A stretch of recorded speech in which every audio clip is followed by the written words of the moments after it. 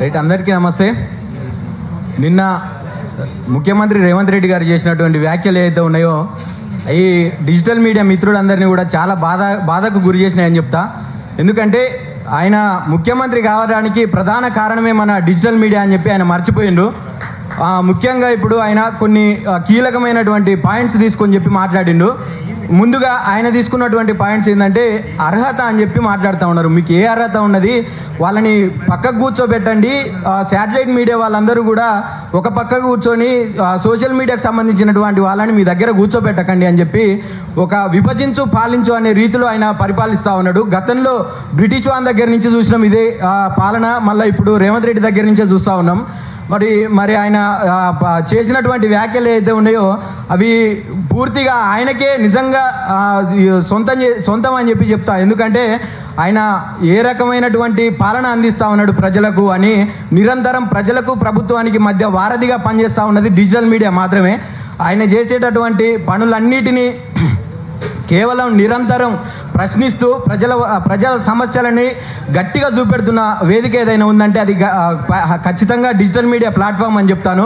ఎందుకంటే satellite media కావచ్చు, ఇంకా ఇతరత్ర మీడియాలు, ఆయనకు సంబంధించినటువంటి మీడియా కూడా కొంత మేరకు ఆయనకు పాజిటివ్గా చూపెట్టవచ్చు, నెగిటివ్గా చూపెట్టవచ్చు. కానీ ఎట్టకేలకు ముఖ్యమంత్రి గారు సీఎం అయింది మాత్రం ఖచ్చితంగా డిజిటల్ మీడియా వల్లనే, అది గుర్తుపెట్టుకోవాలి.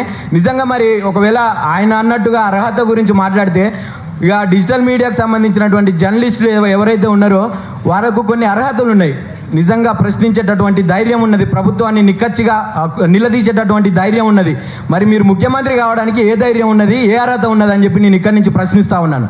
ఎందుకంటే జర్నలిజం అనే జర్నలిజం చేయడానికి జర్నలిజం చేయాలి, జర్నలిస్ట్గా అవ్వాలి అని చెప్పి ఒక కోర్సు ఉన్నది. మరి దాన్ని ఇందులో ఉన్నటువంటి మీడియా మిత్రులందరూ కూడా ఒక 10ల సంఖ్యలో ఇప్పటికీ జర్నలిజం చేస్తూ ఉన్నారు. కొంతమంది జర్నలిజం కంప్లీట్ చేసుకున్న వాళ్ళు ఉన్నారు.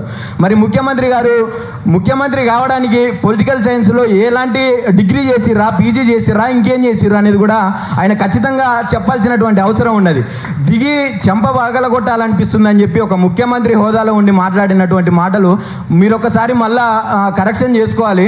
ఎందుకంటే మీకు ఏం బాధ పెట్టిరు, మీరు ఒకవేళ నిజంగా ప్రజల పట్ల చిత్తశుద్ధితో పనిచేస్తే మీకు ముందలున్నటువంటి వాళ్ళని చూసి మేము నీ చంపగలగొట్ట బుద్ధి అవుతుంది అని చెప్పి అనే మాటలకు రావు కదా. ఎందుకంటే నువ్వు ఖచ్చితంగా ప్రజలకు అనుగుణంగా పనిచేసి ప్రజలకు అన్నీ అందిస్తూ ఉంటే జర్నలిస్టులు అనేవాళ్ళు ఎవరు కూడా నిన్ను క్వశ్చన్ చేయరు, అంటే వేరే రకంగా మాట్లాడరు. ఇప్పుడు ప్రజలు ఏదో తిట్టిరు చేసిరు అంటే అది ప్రజలు తిడతారు, కానీ జర్నలిస్టులు ఎవరు కూడా తిట్టలేరు కూడా. ఎందుకంటే మాకు ఒక ఎథిక్స్ ఉన్నాయి, మాకు కొన్ని ఒక గౌరవము మర్యాద మీరంటే అన్నీ ఉన్నాయి మాకు. మేము ఎట్లా తిట్టలేము కాబట్టి మీరు ఏకాఏకిన పోయి మీరు వాళ్ళ ఇండ్లు కూలిస్తేనో ఇంకేదో కూలిస్తేనో బరాబర్ ప్రజలు తిడతారు. అది నీకు హక్కు లేదు వాళ్ళకు సంబంధించినటువంటి దాంట్లో ఏలు పెట్టడానికి. నువ్వు ఏదున్నా వాళ్ళకు బై రూల్సే చేయాలి తప్ప రూల్స్ని అతిక్రమిస్తే ఎవరైనా క్వశ్చన్ చేస్తారు, నిలబడతారు, తిడతారు. కాబట్టి దీన్ని దృష్టిలో పెట్టుకొని ఇక నుంచి డిజిటల్ మీడియాకు సంబంధించి సోషల్ మీడియాకు సంబంధించి మీరు ఎలాంటి మాటలు మాట్లాడినా కూడా కొంచెం ఆలోచించి మాట్లాడాలని చెప్పి మళ్ళొకసారి చెప్తా ఉన్నాను. ఈ అవకాశం ఇచ్చినటువంటి ఇక్కడ ఉన్నటువంటి పెద్దలందరికీ కూడా నమస్కారాలు తెలియజేసుకుంటున్నాను. జై తెలంగాణ. Thank you brother.